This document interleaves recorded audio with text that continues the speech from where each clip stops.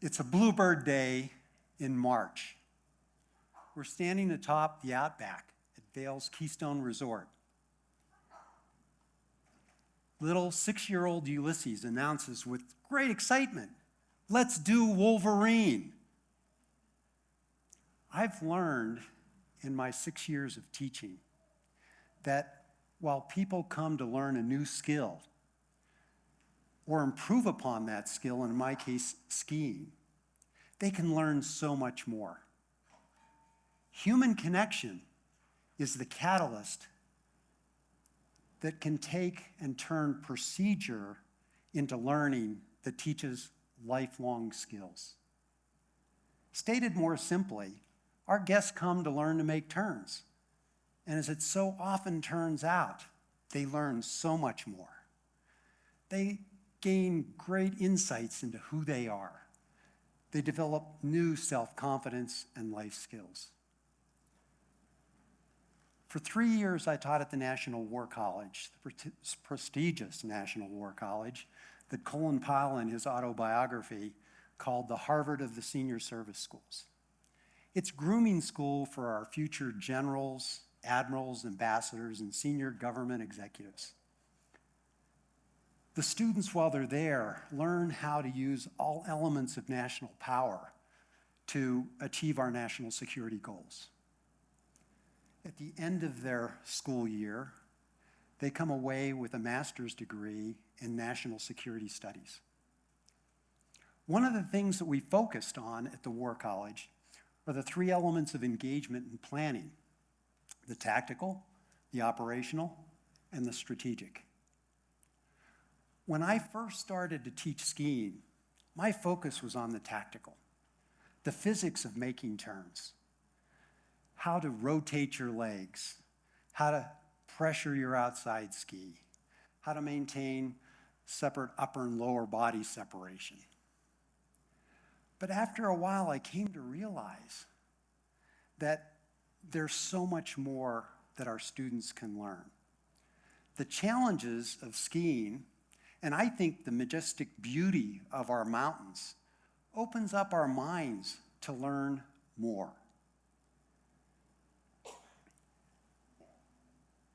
If we are going to achieve providing the experience of a lifetime, I think it's critical that we move from the tactical to the operational and strategic levels of human engagement.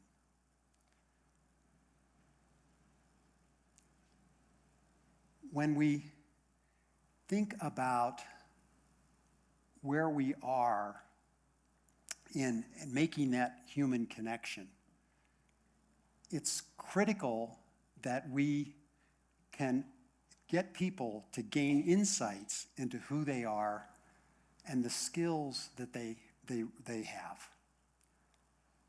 I'm going to give a couple examples of what I mean when we develop somebody's new insights. We'll go back to the Outback on that bluebird day. Young Ulysses states with excitement, "Let's do Wolverine." Wolverine is a black diamond tree run, one of the more challenging runs we have at Keystone. But if I take you back even further to our first lesson, there's Ulysses making what we call wedge turns or pizza turns. So we worked a bunch of procedures and progressions that were at the tactical level to get him to improve his skiing, to carry his skis into parallel, and to move into more challenging terrain. But whenever I would ask Ulysses to say, "Okay, where should we go next? It's your turn to pick," he would never pick. He was so bashful, timid, and shy. And that's when I set the new operational objective to bring out his leadership, to bring out who he could be. Through a variety of shaping exercises and drills and lots of positive reinforcement using my magic beans, which were sport beans that are healthy and yet taste good and have quick energy, Ulysses learned to take charge.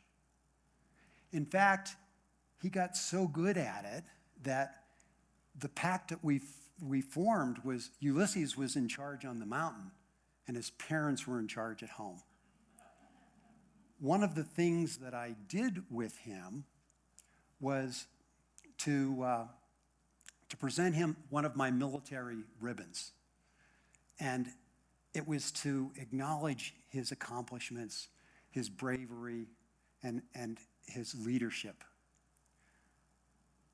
Napoleon said, if you give me enough ribbon, I can conquer the world. And Ulysses wore that ribbon to school. When we would go up the mountain, we would always set our goals and objectives for the day.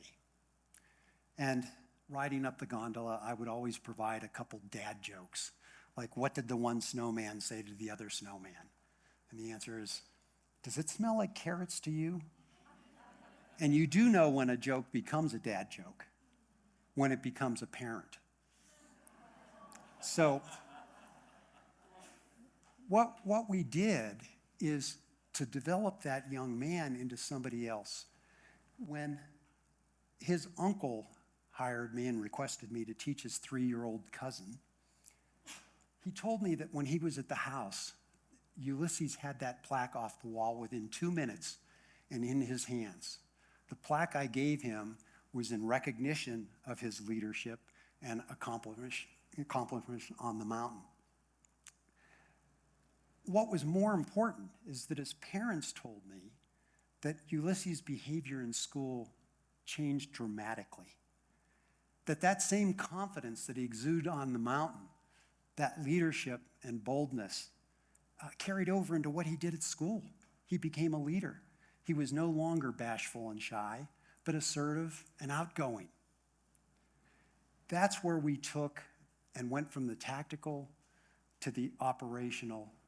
And the fact that his parents got back to me a year later after Ulysses spent a year training with Team Summit on the race team. The evaluation he got from his coach highlighted 2 things that meant so much to me. They recognized Ulysses' leadership and his sense of humor. So one day I'm assigned 2 students, and oftentimes you'll have as many as 8 or 10. And I'm thinking, they both look fit. This is going to be a great day. By the end of the day, we're sure to ski to the bottom of the mountain. I was so wrong. It was a couple.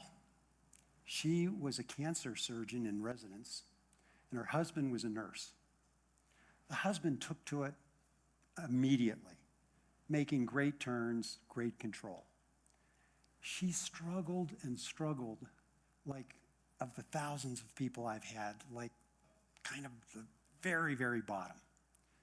She reminded me of the person that went to see the psychologist and said, "Doc, what's wrong with me? Half the time I think I'm a teepee. Half the time I think I'm a wigwam." And the doc says, "I know your problem. You're too tense." Weber's law of physics says that the more pressure there is, the more force there is, the more force that's necessary to notice a change. So when she is so tense, she can't feel the snow. She can't move her legs. But within about a half hour at the end of the day, she made it down the bunny hill without falling. So we had to download on the gondola. So on the gondola, I said, "Doc, what did you learn today?" And she played back some of those physics of skiing, right? Talking about the tactics of rotating your legs, pressure in your outside ski, and so on. And I said, "Doc, let me tell you what I learned about you. You showed me great determination, great fortitude, great resilience, and those traits are going to make you a successful surgeon." The next day, in the evening, my phone rings. It's a number I don't recognize, but I answered it anyway, and it was the doc. She said, "Guess what, Colonel? I skied to the bottom of Schoolmar without falling, It's the longest run in North America, 3.5 miles to the bottom. But what was more important, she told me that when I go into my board exams, I feel more confident than I ever felt because of the day we spent together. So when I think about why I teach skiing, it's not about the cool blueberry uniforms that we wear. It's not about the $12 to $15 an hour we earn. It's about the smiles we put on our students' faces. It's about learning life lessons through sports. If you think of the teachers, the coaches, the mentors, and others who have had the biggest impact in your lives, I bet you they're not the ones who are the smartest, the most knowledgeable, the best subject matter experts, just like I'm not the best skier on the mountain. But I would venture to say that it's those that move from the tactical to the operational and strategic connections that touched our lives, our minds, and our memories.